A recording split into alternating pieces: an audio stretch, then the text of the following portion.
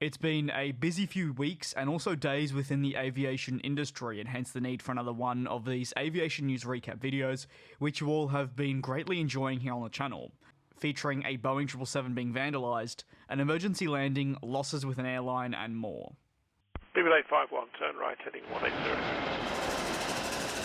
14 Papa, turn right 245, report localizer established 27. Thank you so much for the continued support that you all show across these longer form videos, and to those that have recently joined up to the Patreon, your support over there is also appreciated. However, today we begin proceedings with focus centering around an event that took place last week, and that involved an Air France Boeing 777, which was essentially vandalised. Greenpeace protesters managed to vandalise the Boeing 777 with the French carrier, as was parked up at Charles de Gaulle Airport in none other than Paris, France. What's even crazier is they made it onto the airfield with no exact clue at how they managed to do so, given the tight security at airports nowadays in 2021. It certainly is near on impossible to break the barriers and actually get onto the airfield itself. If you're a plane spotter, you'll know firsthand, just by getting close to the airport, the ramifications that it can have, with airport security usually coming up and speaking to you about what your intentions are. And this can be especially noted for something like Charles de Gaulle, which is a major international port with carriers worldwide flying into it.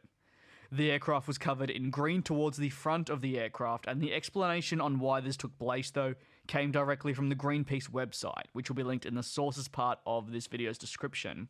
They said, "Faced with the climate crisis, it is necessary to regulate and reduce air traffic so that it is compatible with the Paris Agreement, while anticipating the reconversion of this sector and the social consequences that this would have for all workers and affected workers." What are your thoughts on the Boeing 777 being vandalised? Let me know.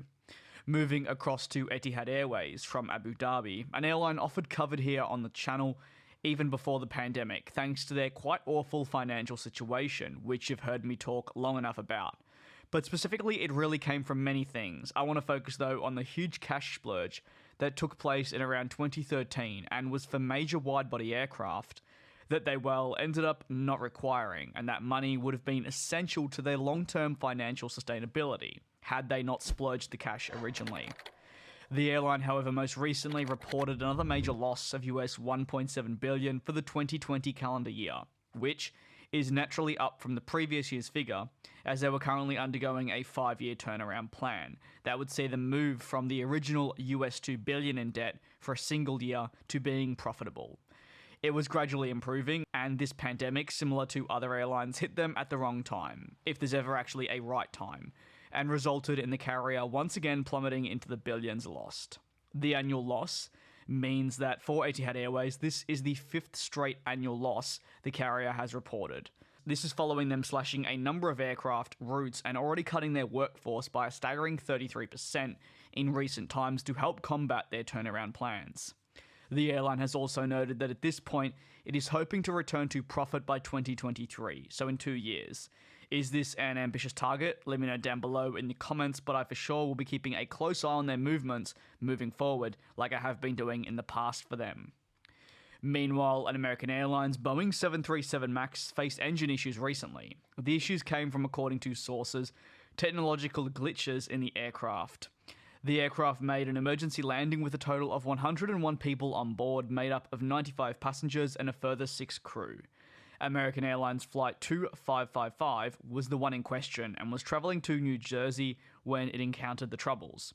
This is a flight that originated in Miami thanks to Reuters, and is part of American Airlines' rapid plan to reintegrate the 737 MAX back into their fleet operations and flight operations rather.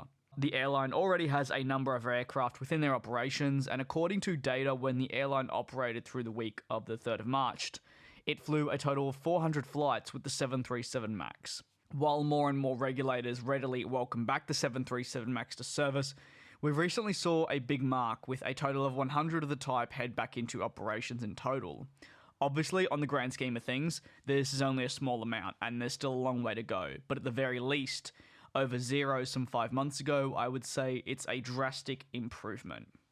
Our final story for today centres around Australian carrier Qantas, which, in interesting news, has launched mystery flights, something not totally uncommon of late, given the fact airlines are looking to see a boost in their funds overall, and of course tourism within the said country they are operating through. Many travel restrictions have left airlines trying to figure out what's next and what is going to be profitable for them. What is the thing that is going to get passengers back in the skies, even if it can't be for an international holiday, which, as we know, due to multiple borders being shut by governments, it is not possible. With this being said though, the airline has noted that the mystery flights will be with the Boeing 737, and flights will actually begin at, well, AUD $773. That's Australian currency. Yep, it's quite the perfect pair. This is not the first time Qantas has done this though, because before they had a 747 charity relief flight that I personally flew on, and tickets for these services also started at $747 AUD. While the routes are short, especially for that hefty price, included in the ticket are lunches and many tourist activities, and what Qantas is describing as an all-day package of sorts for travellers to see certain parts of Australia that they may not have actually gone to see had there not been a pandemic, preventing Australians from not only getting into the country but also exiting the country.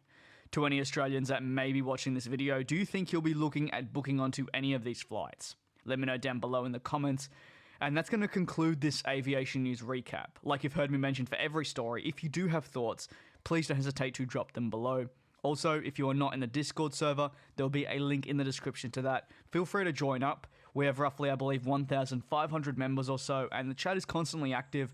People talking about aviation, we host regular events, and I would love to see you all in there, as I am quite active there. There is a second aviation news recap currently in the works that will be coming to your faces very, very soon. But until then, please do take care, stay safe, and I will see you all in the next video.